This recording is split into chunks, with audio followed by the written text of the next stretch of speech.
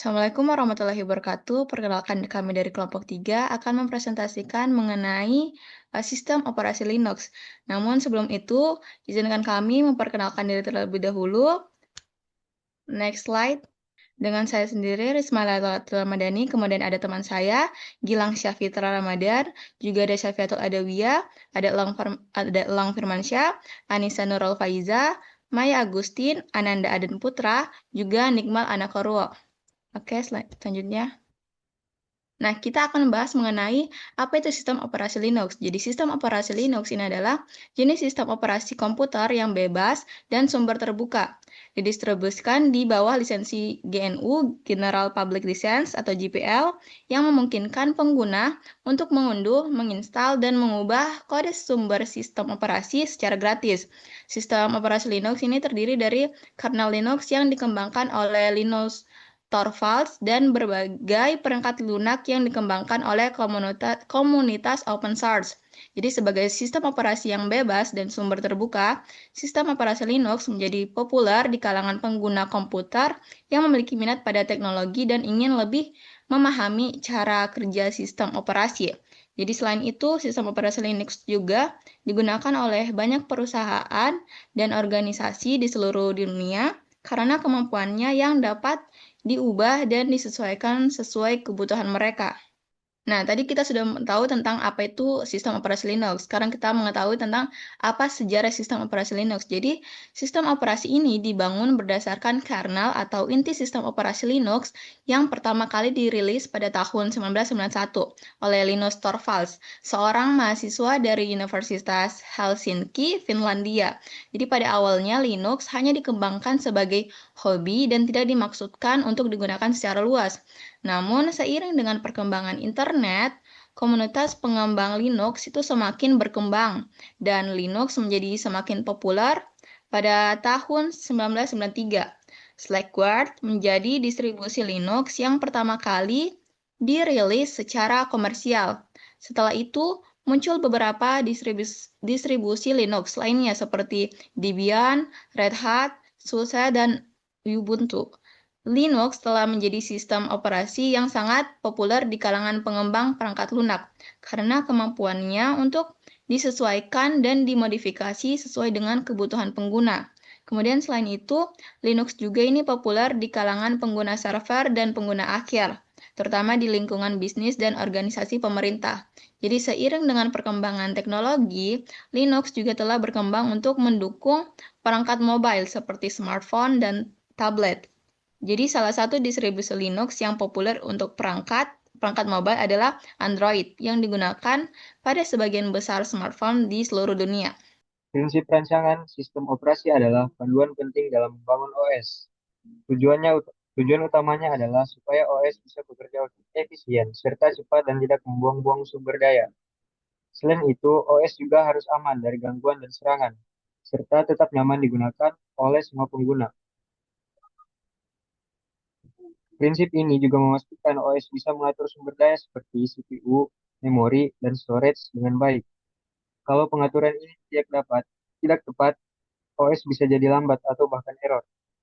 Jadi, perancangan OS itu tidak boleh asal dan harus benar-benar diperhatikan dari awal supaya OS bisa berjalan optimal. Selanjutnya adalah prinsip-prinsip utama dari prinsip rancangan. Yang pertama itu efisiensi. Artinya, OS harus hemat dalam penggunaan sumber daya seperti memori, CPU, dan waktu proses. Kalau OS boros, sistem bisa jadi lambat atau bahkan hang. Yang kedua adalah keandalan. OS harus stabil dan jarang error. Kalau OS sering crash atau rusak, tentu akan mengganggu pekerjaan pengguna. Yang ketiga adalah portabilitas atau kemudahan pengguna. OS harus mudah dipahami dan digunakan, baik oleh orang yang sudah ahli maupun pemula. Contohnya seperti Windows yang tampilannya user-friendly. Selanjutnya adalah keamanan. OS harus menjaga data dan sistem agar tidak bisa diakses oleh orang yang tidak berhak, misalnya dengan sistem password, enkripsi, dan pengaturan hak akses. Selanjutnya adalah skalabilitas. OS harus tetap stabil walaupun beban kerja bertambah besar. Misalnya saat digunakan banyak orang secara bersamaan, OS tidak boleh langsung lemot atau crash. Yang terakhir adalah kompatibilitas. OS harus bisa mendukung berbagai aplikasi dan perangkat keras yang berbeda. Contohnya seperti printer, scanner, atau aplikasi editing. Kalau OS-nya tidak kompatibel, banyak alat atau aplikasi yang tidak bisa digunakan. Next, selanjutnya adalah pendekatan perencanaan OS. Yang pertama adalah monolitik. Ini adalah OS yang komponennya digabung jadi satu. Semua bagian OS saling terhubung tanpa pemisahan yang jelas. Contohnya adalah MS-DOS. Keuntungannya cepat, tapi kalau ada yang error, bisa merusak sistem keseluruhan. Yang kedua adalah layered. OS dibagi menjadi beberapa lapisan, mulai dari hardware sampai tampilan antarmuka pengguna. Setiap lapisan punya tugas masing-masing dan bisa bekerja secara terpisah. Ini memudahkan perawatan dan pengembangan. Selanjutnya adalah microkernel. Di pendekatan ini, hanya komponen inti yang ada di kernel, sedangkan layanan lainnya ditempatkan di luar kernel. Tujuannya supaya OS lebih ringan dan lebih aman. Kalau ada error di layanan, tidak akan merusak kernel. Yang terakhir adalah modular. OS dibangun dari modul-modul terpisah yang fleksibel. Setiap modul bisa ditambah atau dihapus sesuai kebutuhan. Jadi, lebih mudah dikembangkan dan disesuaikan. Next,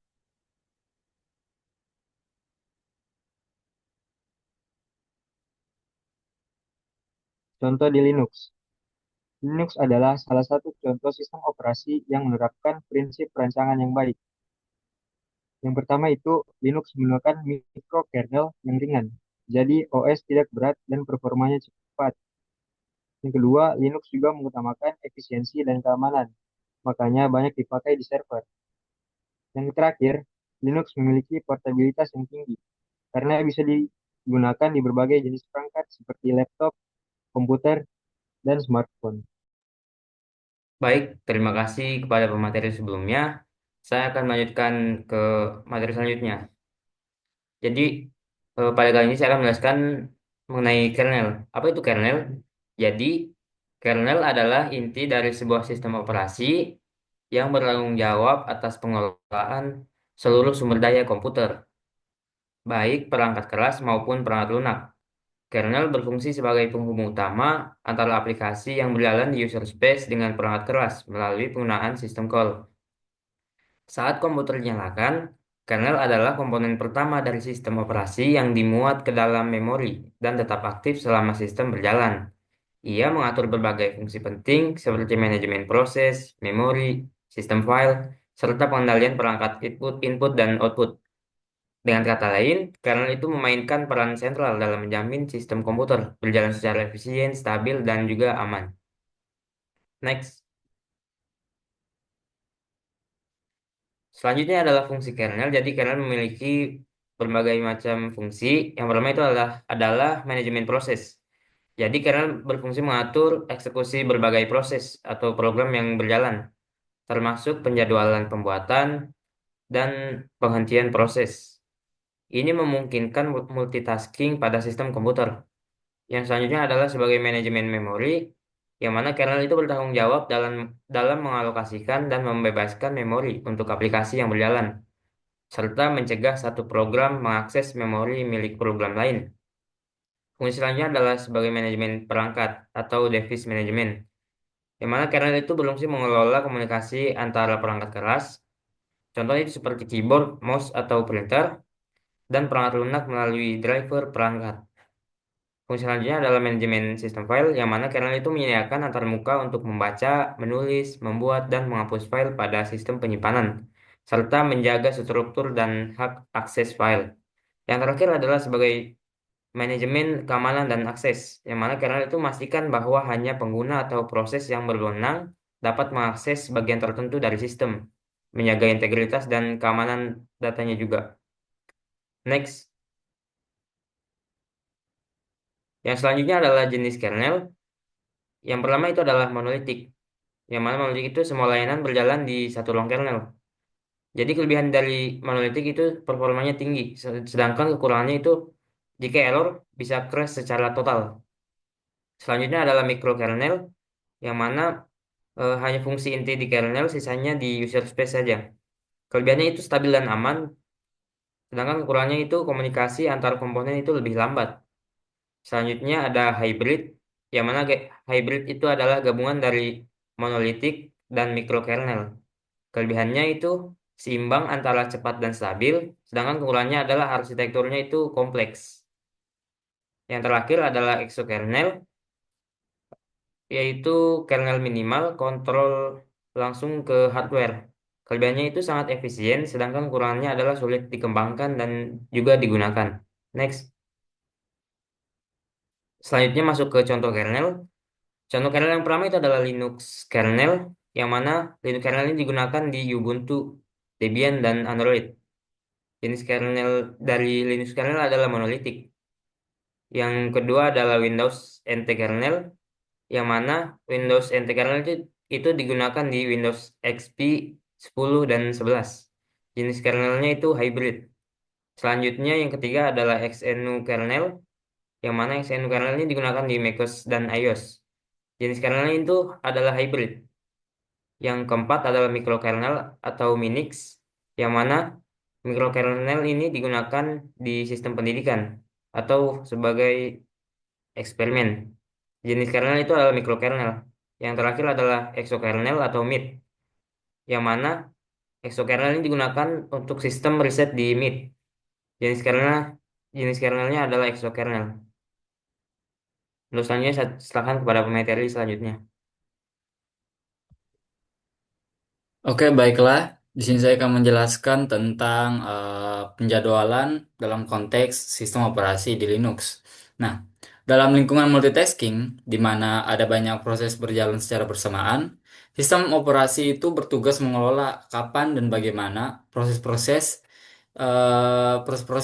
mendapatkan giliran menggunakan CPU. Nah, disinilah penjadwalan itu menjadi bagian pentingnya. Nah, apa sih penjadwalan itu? Nah, penjadwalan adalah proses yang dilakukan oleh sistem operasi untuk menentukan urutan eksekusi proses-proses yang sedang menunggu untuk dijalankan oleh CPU.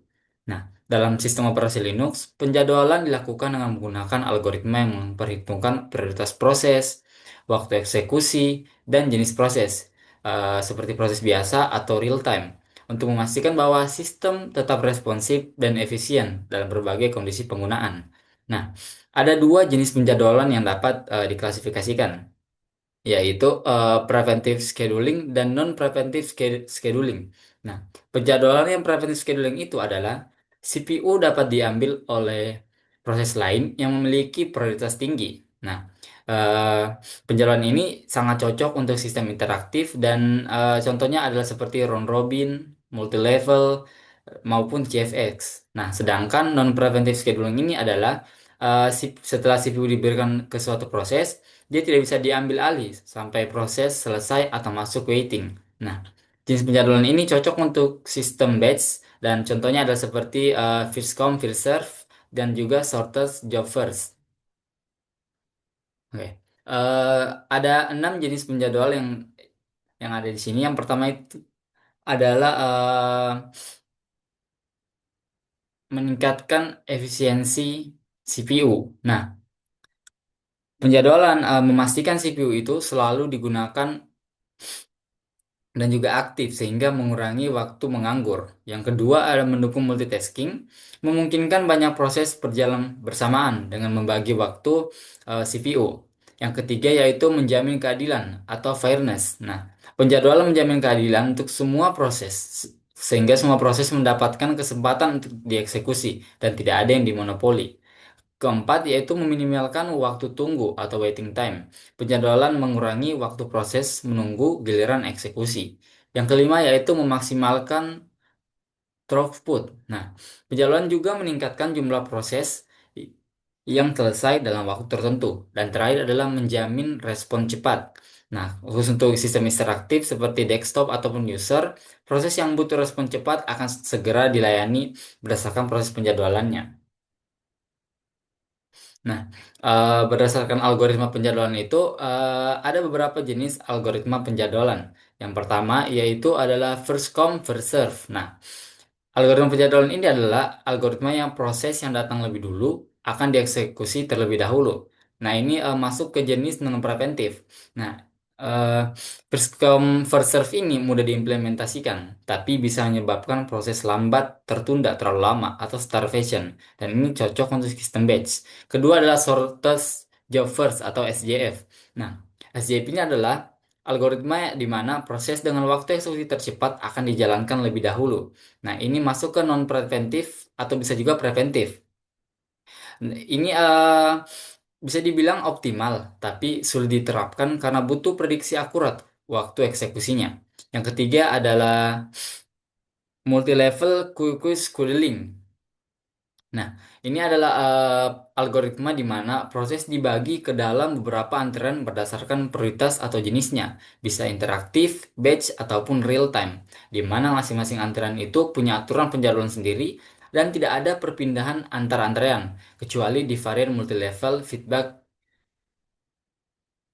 Kemudian ada priority scheduling. Nah, priority scheduling adalah algoritma penjadwalan di mana proses dengan prioritas tertinggi akan dieksekusi terlebih dahulu, di mana ini bisa masuk ke preventif atau juga non preventif. Nah, ini memiliki resiko yaitu proses prioritas rendah, bisa kelaparan atau starvation, bisa diatasi dengan aging. Kemudian adalah round robin atau RR.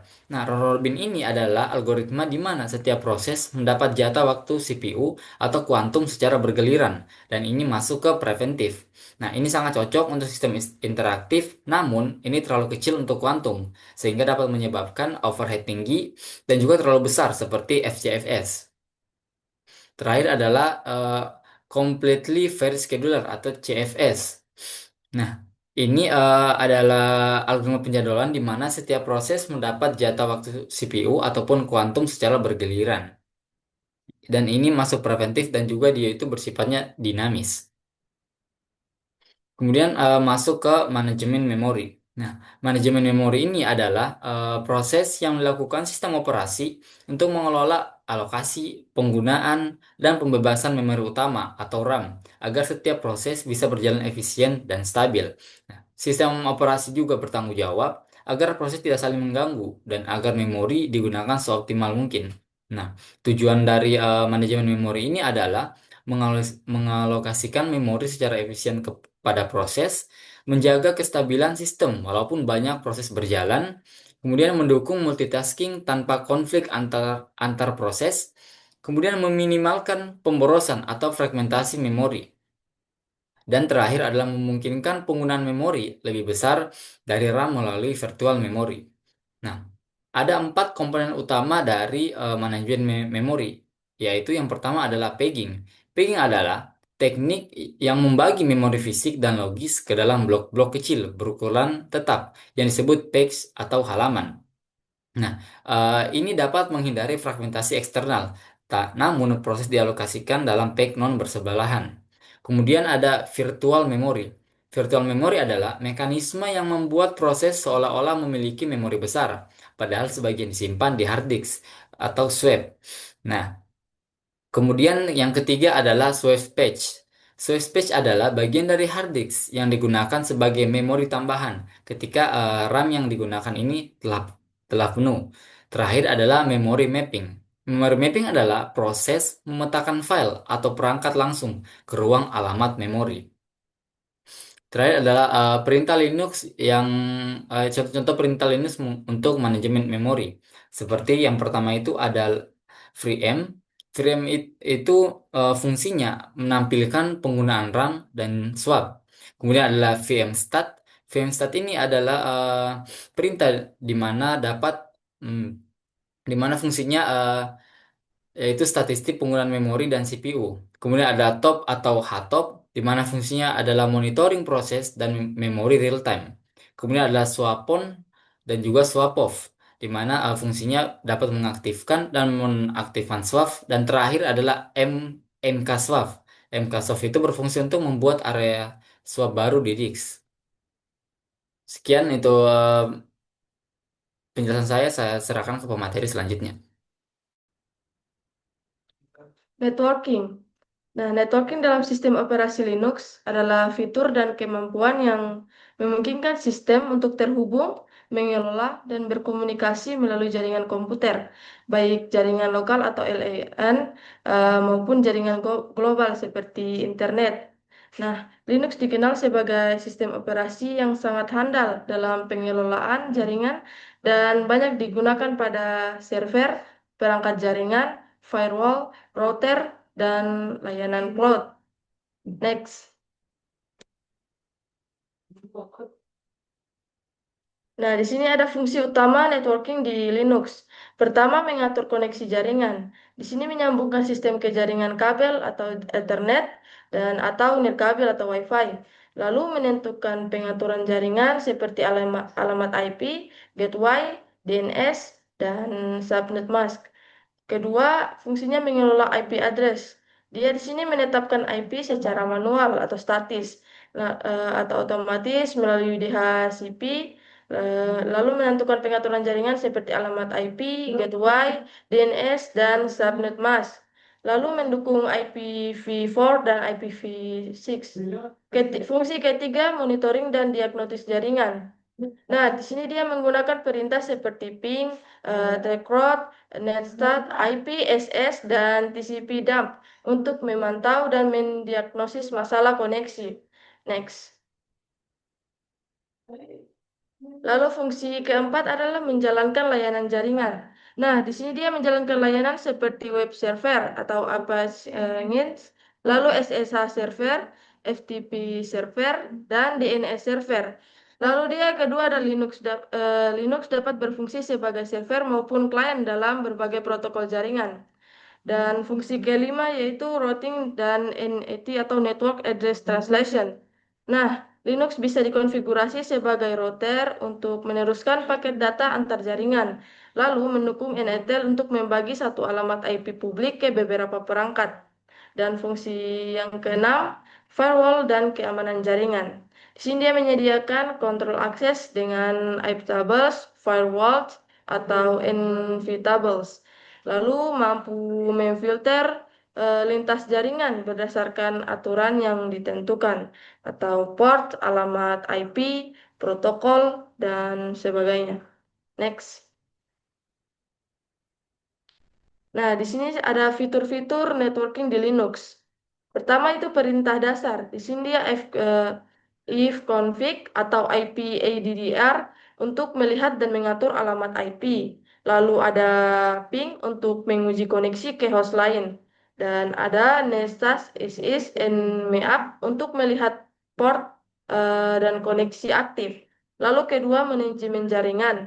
Di sini menggunakan tools seperti Network Manager, sistem network, atau konfigurasi manual di etc network dan interfaces. Lalu ketiga routing dan firewall. Nah, di sini Linux dapat dijadikan router dengan IP tables atau NV tables dan bisa membuat firewall untuk menyaring paket data berbahaya. Dan keempat ada server and client. Linux mendukung berbagai protokol seperti HTTP, FTP, SSH, DNS, DHCP, dan sebagainya. Dan bisa menjadi server atau client sesuai kebutuhan. Next. Dan terakhir untuk networking di sini ada contoh penetapan networking di Linux. Pertama server web. Linux menjalankan Nginx atau Apache untuk menghosting situs web. Kedua, SSH server. Di sini dia memberi akses remote ke server Linux dari jarak jauh. Ketiga, ada firewall. Di sini untuk mengamankan sistem dengan aturan lalu lintas yang ketat. Dan terakhir ada router jaringan. Dia meneruskan lalu lintas antar jaringan termasuk NAT.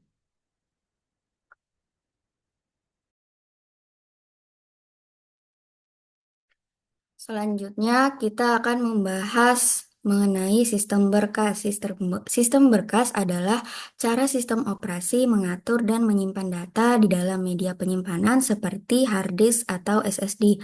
Tanpa sistem berkas, data tidak bisa disimpan dan diakses secara terstruktur, sehingga pengguna maupun sistem tidak akan bisa membaca ataupun menulis informasi dengan baik. Selain itu, Linux mendukung berbagai jenis sistem berkas yang masing-masing mempunyai kelebihan dan kekurangan. Yang pertama itu ada Ford Extended File System yang paling umum di Linux modern. Sistem ini selain stabil dan cepat, eh, sistem ini mendukung ukuran file hingga 16 terabyte. Selain itu, sistem berkas ini memiliki kompatibilitas luas di lingkungan Linux, namun eh, kekurangannya itu tidak mendukung fitur snapshot secara bawaan dan kurang cocok untuk sistem yang memerlukan manajemen versi atau backup yang canggih. Kemudian ada XFS. Sistem berkas yang sangat cocok untuk menangani file besar dan digunakan di banyak server. Sistem ini juga mendukung journaling, namun tidak bisa mengecilkan partisi dan kurang efisien untuk file kecil. Next. Yang ketiga ada B3 File System, yang dimana sistem file modern yang menawarkan fitur-fitur canggih seperti snapshot, kompresi, dan self-healing. Sistem berkas ini sangat cocok digunakan untuk sistem backup dan server yang membutuhkan manajemen data yang kompleks. Meskipun begitu, stabilitasnya belum sebaik XT4 atau XFS dalam lingkungan produksi berskala besar, dan performanya dapat menurun pada data berukuran besar jika tidak dikonfigurasi dengan tepat. Yang keempat itu ada FAT32 dan NTFS, merupakan sistem file yang berasal dari Windows dan umum digunakan untuk perangkat penyimpanan portable. Keunggulan utama keduanya adalah eh, kompatibilitas lintas platform baik di Windows, Linux, maupun di macOS. Eh, FAT32 sangat cocok untuk flash disk dan kartu SD, namun memiliki keterbatasan seperti tidak mendukung file lebih dari 4 GB dan tidak memiliki journaling. Sedangkan NTFS mendukung file besar dan journaling, tetapi memerlukan driver tambahan di Linux untuk fungsi tulis penuh dan tidak mendukung sistem izin file Linux secara natif. Next. Meskipun sistem berkas Linux bersifat fleksibel dan kuat, masing-masing tetap memiliki keterbatasan. Misalnya, setiap jenis sistem file memiliki batas maksimal ukuran volume dan file yang bisa disimpan. Pada tabel yang telah ditampilkan, kita bisa lihat bahwa Ford Extended File System mendukung volume hingga 1 bit dan ukuran file maksimumnya sebesar 16 terabyte.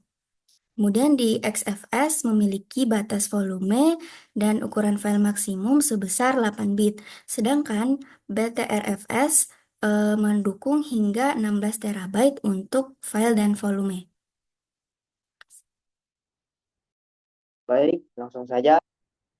Pada slide ini kita akan membahas tentang antar muka pengguna atau user interface. Antar muka pengguna atau user interface adalah cara yang digunakan pengguna untuk berinteraksi dengan sistem operasi atau aplikasi. Nah, di Linux, user interface menjadi jembatan antara pengguna dan sistem yang memungkinkan pengguna untuk menjalankan perintah, membuka file, mengatur konfigurasi, dan masih banyak lagi. Nah, ada dua jenis antarmuka pengguna atau user interface utama dalam Linux, yaitu GUI atau Graphical User Interface dan CLI atau Command Line Interface. Next. Nah, GUI atau Graphical User Interface adalah antarmuka berbasis grafis yang menggunakan icon, tombol, jendela, dan menu. Antarmuka ini sangat cocok untuk pengguna pemula karena tampilan yang intuitif dan mudah dipahami. Di Linux sendiri, ada berbagai lingkungan desktop yang menyediakan atau menggunakan GUI. Di antaranya ada GNOME, KDE Plasma, dan XFCE. Next.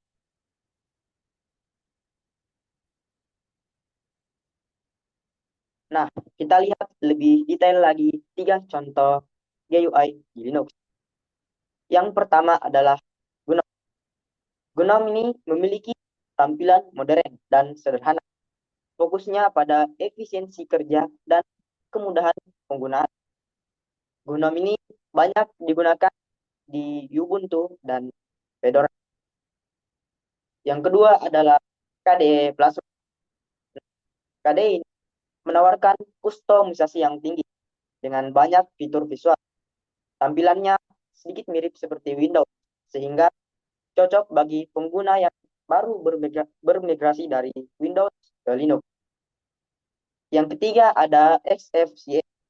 Nah, XFCE ini GUI yang ringan dan cepat, sangat cocok untuk komputer dengan spesifikasi yang rendah atau untuk pengguna yang ingin hemat daya.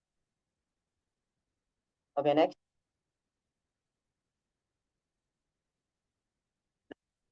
Sekarang kita beralih ke antarmuka CLI atau Command Line Interface. Nah, Command Line Interface adalah antarmuka berbasis teks yang memungkinkan pengguna untuk mengetikkan perintah langsung melalui terminal. Nah, Command Line Interface ini menawarkan kontrol penuh, lebih cepat dan ringan dibanding GUI. Namun, memerlukan pemahaman sintaks yang mendalam atau ditujukan untuk pengguna tingkat lanjut. Contoh shell CLI yang umum digunakan di Linux antara lain ada bash, zsh atau zshell, dan fit, friendly interface set. Next. Mari kita bahas contoh CLI satu persatu. Yang pertama ada bash atau born again shell. Bash adalah shell default di banyak distribusi seperti Ubuntu. Bash ini mendukung scripting dan command chaining serta sangat stabil. Kedua ada zsh atau zshell. Zshell ini adalah shell modern dan lebih interaktif. Zshell ini mendukung auto suggestion dan auto completion yang sering digunakan dengan plugin seperti Oh My ZSH dan untuk pengalaman yang lebih nyaman. Yang terakhir ada FIS atau Friendly Interface Shell. FIS dirancang ramah pengguna dengan tampilan sintaks berwarna dan saran perintah langsung. FIS ini cocok untuk pemula yang ingin belajar CLI modern. Mungkin itu saja dari saya serahkan ke pemateri selanjutnya. Baik, selanjutnya ada keamanan Linux. Sistem operasi Linux digunakan secara luas di server, seperti sistem jaringan dan perangkat lunak kritikal. Karena itu, keamanan menjadi aspek yang sangat penting. Keamanan sistem operasi membantu mencegah akses ilegal, kebocoran data, dan menjaga kestabilitas sistem. Yang pertama itu ada sistem izin akses atau permission. Linux menggunakan sistem hak akses file untuk membatasi siapa saja yang bisa mengakses dan memodifikasi file atau directory. Setiap file memiliki hak akses untuk user, group, dan pengguna lainnya. Jenis hak akses itu ada write atau membaca file, ada writing, menulis atau mengedit file, dan yang terakhir ada execute atau menjalankan file. Selanjutnya, yang kedua itu ada manajemen pengguna dan grup. Linux menggunakan pengguna berdasarkan hak akses, yaitu root untuk pengguna dengan akses penuh dan user biasa atau akses terbatas. Pengguna dapat dikelola dengan memerintah seperti add user mode, dan password. Perintah sudo digunakan untuk menggunakan biasa dapat menjalankan perintah sebagai root secara terbatas. Yang ketiga itu ada rival dan keamanan jaringan. Linux menyediakan default untuk melindungi sistem dari serangan jaringan. Yang pertama itu ada iptables atau alat konfigurasi default tingkat lanjut. Yang kedua itu ada UEFI atau Uncomplete Removal atau antarmuka yang lebih mudah digunakan. Removal Digunakan untuk membatasi hak akses port, melindungi dari brute force, dan mencegah lalu lintas tidak sah masuk ke sistem jaringan. Selanjutnya, yang keempat ada Linux dan Upper Armor. Fitur MAC atau Moderator Access Control yang membatasi tindakan aplikasi seperti ZLinux yang dikembangkan oleh NASA menyediakan kontrol terbatas berbasis kebijakan keamanan. Yang kedua itu ada Up Armor, lebih sederhana dan mudah dikonfigurasi, biasanya dipakai untuk Ubuntu. Keduanya membantu membatasi akses aplikasi meskipun dijalankan oleh pengguna root. Yang kelima itu ada audit dan logging. Linux mencatat semua aktivitas sistem untuk kebutuhan audit dan keamanan. Yang pertama itu ada log, disimpan di fork atau log, digunakan untuk audit jurnalistik, untuk membaca dan mengolah log. Audit berguna untuk mendeteksi pelanggaran, aktivitas mencurigakan, dan insiden keamanan lainnya. Next.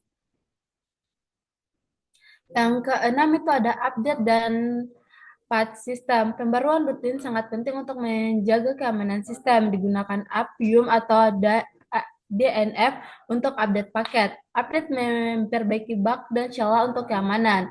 Sistem yang tidak diperbarui rentan terhadap eksploitasi dari luar.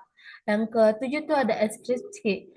Linux mendukung berbagai alat enkripsi untuk melindungi data, seperti GPG atau enkripsi file dan email, LUKS, enkripsi seluruh partisipasi dan atau hard disk, dan terakhir itu ada OpenSSL atau enkripsi data dalam komunikasi. Enkripsi penting untuk menjaga data tetap aman jika perangkat enkripsi hilang atau dicuri. Sekian dari saya kembalikan ke moderator.